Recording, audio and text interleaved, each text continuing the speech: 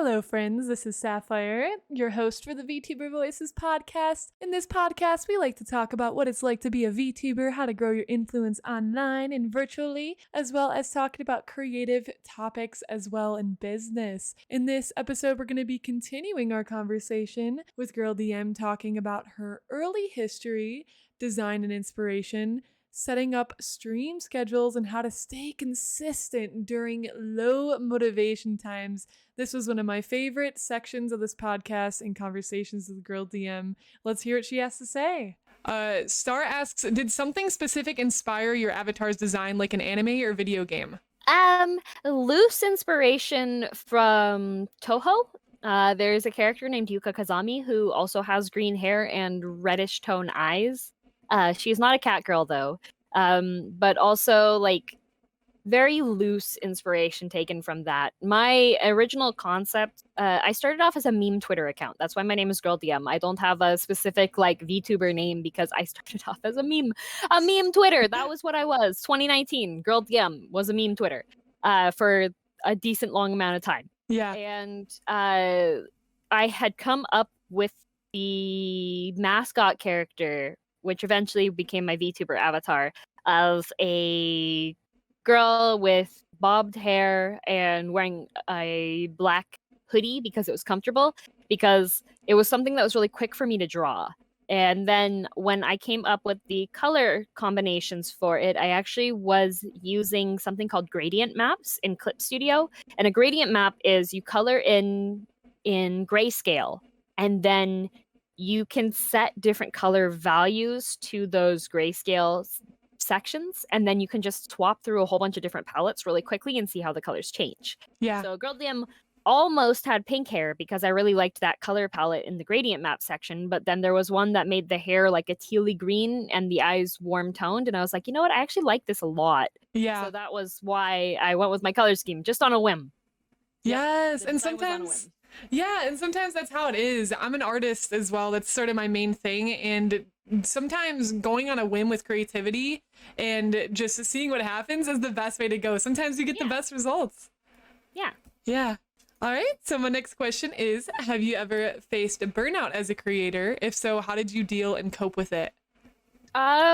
For me, not so much on burnout, I think. Yeah. So I work a full-time job. I work like on rough weeks, maybe 55 hours a week. And then I VTube and stream as well. And I have been very strict with my schedule. I have to have a really structured schedule, or else I cannot function just in general. Like even with regular life stuff, I need to have a schedule set up. So my schedule is Wednesdays, Fridays, and Saturdays, and it's 4 hours per stream. And that is what I have set my schedule to be, and I work around that. Yeah. So I haven't really experienced burnout because it's just been I've set up a schedule that I can handle. And good for you too. It sounds like you have like a lot, just so much self-awareness as far as your boundaries and your schedule and all that goes. And I think that comes with time too, because and I think it's interesting too, you know, you said you work a full-time job plus VTubing. There's a lot of people in our community that are sort of like, I have all these other things on the side, you know, how do I make time for it? How do I set up a schedule? So do you have any advice to those people? I think the advice that I have on that, I think it's really easy when you're streaming to get carried away and want to keep going and going and going. And don't feel guilty about ending your stream on a time that you're supposed to. My compromise with myself is if I know I'm at like the very end of the game and I know it's going to be less than 30 minutes over, then I'll go ahead and complete the game. But otherwise, even if I'm in the middle of something, then once it hits that time there, I'll be like, and that is time because I need to finish what I'm doing and make sure that I get enough sleep and make sure I eat enough and make sure I am able to tackle the day and keep working. Absolutely. And I don't remember exactly what it's called, but there's some sort of theory that's like the spoon theory or something, where like you have so many spoons in a day. Exactly. So once you used up all your spoons, then you no longer can use those spoons. And there is also compromises that you have to make on things. So when you're using your time, you have to think of are you happy with how you're spending your time? For me, VTubing and streaming does make me happy. It gives me joy. It sparks joy. So therefore, I will keep doing it and I will make room in my schedule for it. Have I reduced actions on things that I have as hobbies that cause me less joy? Yes. Doing VTubing and streaming and making sure things are prepared for my stream has cut into my time doing artwork, has cut into my time reading, has cut into my time doing photography. I have a lot of other hobbies. I place in priority of what gives me happiness and what my responsibilities are outside of That's really nice to hear too, because I've sort of been in this weird spot lately with just art and content creation, and I used to pour hours and hours and hours into my art. I'm a game dev with a focus in concept art at my school, and as you know, you've met several artists. You have to make it like your everything, especially if you want to work in the industry. And and I used to do that, and I would go in these circles with my art, and now that I'm doing content, it's definitely taken a lot of time away from my art. And I think what you said, everybody here needs to keep in mind, try to evaluate, is that what makes you happy? Where can you put more time into the things that make you happy, and take away time from the hobbies or the things that are starting to cause you less joy? And that can change over time, because we grow and we all develop. Yes. One other thing that I would recommend is keeping in mind there's something called sunk cost, which is a good mentality to put towards things, because sometimes people hold on to trying to do something because they've already put a lot of time and resources into it. Oh my gosh. But sunk cost is pretty much like when you put all that time and resources into things that you're not necessarily going to get it back. Yeah. And if you continue to pursue it and it's like not making you happy and you're not getting it back, that maybe it's time to just set that to the side. Maybe come back to it if you want to, but keep in mind sunk costs. Yeah. Oh man. Yeah, I never heard of that term before, and I'm huge on self-improvement and like self-development and all this like learning terms like that. That's really cool. I've never heard of that before. Yeah, it's the sunk cost fallacy. So imagine like in more basic terms, imagine that whatever you're doing is a car that needs to be repaired. And say you spend a bunch on parts and a bunch on time and a bunch on labor and the car still isn't starting. What point do you get a different car? Or at what point do you decide that, no, I'm going to keep doing this? Now, if we're working on this car and like trying to mess through it gives you joy and you enjoy that challenge and you have a lot of fun with it, then keep going with that car. But if you go outside and this car is just a stain on your mind and a reminder of how much time has gone into it and you're not getting what you need out of it, then it's time to move on from that car. Yeah, and that's so hard to let go, especially if you cared about it a lot or again, like you said, just put so much time into it. Yeah, but it depends on like, do you care about it because you've put too much time into it, or do you care about it because you actually do care about it? And so sunk cost is figuring out what that line is of, I put this much into it, what am I getting out of it? And if it's no longer worth it, then you just move on. Cut your losses, move on. I'm literally gonna write this down. I gotta do some research now. Sunk cost. Yeah, it is a business term. Cost is what you use for determining when it's time to get a new thing once it starts using up the stuff, right?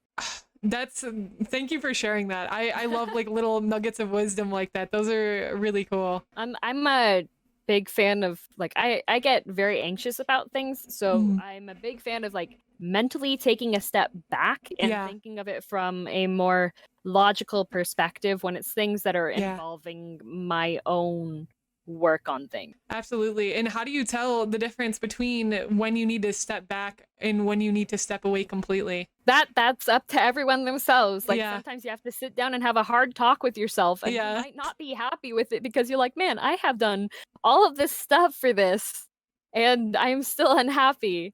Yeah, it's something that you have to like look very logically and objectively towards, because if you are pursuing something that's not making you happy or something that you're just getting frustrated, then it might be good to either take a break from it or see if there's something else that does make you happy to do.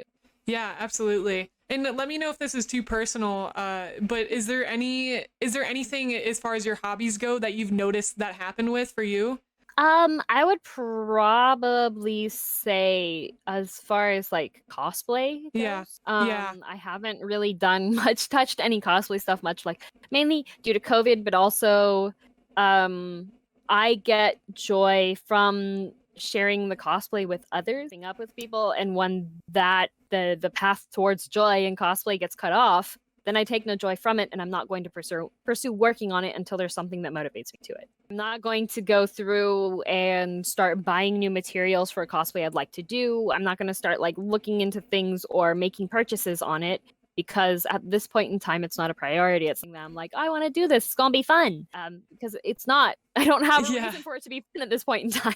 Right. I want to dress up with my friends, not dress up by myself in my room and take pictures. Right.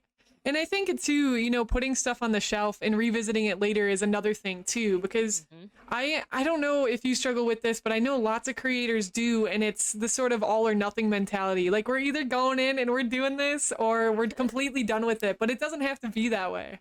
I think with that one, it's there's a lot of self-discipline, I feel like, that comes with content creation. Yeah. Because when you're motivated, you're ready to go. You've made so much content, you've done a whole bunch of stuff, you've been so productive. If you try to take that mentality for the next week, you can't do that. You might not have that motivation next week. So if you spend all of your time and your energy and you're like, bam, bam, bam, bam, bam, rapid release on things, you're not going to be able to mitigate those times when your motivation is low. Self-discipline is really a thing. Like with my TikToks, I do tend to do like onesie twosies on them, but I will keep in mind concepts for things that I want to make videos about, not blow all of those concepts in one. Yeah, that's a good idea. And then again, you can sort of have those on the side for when that motivation does hit again and then go for it. So I think it's about, again, just that self-awareness and riding like your own energy and your own wave to see and meet it there, like meet your energy instead of like trying to chase it. Yeah, there's also the self-discipline of keep going even though you're out of motivation. Like there have definitely been times that I've been like, I really don't want to make a video tonight. I know that I need to because it's something that I have promised with myself to do. So fun fact, I did a really silly rock, paper, scissors one days ago, and that was, I really did not want to record that night. I was just like, I don't know what I want to do. I am tired. I want to rest. And I was like, you know what? And then I just had this really dumb idea of like, I'm going to force people to rock, paper, scissors me. And then I still did it though, even though I didn't want to. I was like, you know what? I'm going to take an hour. I have an hour to do stuff. I technically have free time right now. I will take that hour and do that now. And again, it's so hard to know like the difference between like, okay, discipline, we're just going to sit down and do this, or should I really just take a step back and take that break? And that comes from being like really in tune with what your motivations are for things. So like for me, like I didn't want to record, but I also knew like I will feel satisfied after having something to upload. That was my motivation there, because it's going to remove that feeling of, oh, I really need to record, I need to record, and give it the, okay, you've recorded, you've uploaded something, you got it done, good job, you did it. You did the thing. Right. Yeah, so it's kind of like transforming that emotion to a better one, because you know that ultimately like doing the thing was going to make you feel better than if you didn't do the thing. Yeah, and like also being, since I'm very like schedule and time based, I was looking at things being like, okay, I don't have anything going right now. I can do it now. I'll just do it now and then it'll be done. Absolutely. What a amazing conversation with Girl DM. I feel motivated now. I don't know about you, but learning about all those techniques and different things and setting up a stream schedule and struggling with sunk cost fallacy, new terms, new things to learn. It was absolutely wonderful. Thank you so much, Girl DM, for being on our podcast so far. And the next episode will be the last episode with Girl DM. She has been so good to us, so much valuable information. I will see you guys on the next episode, and remember to shine brightly like the beautiful gem you are. Have a great day.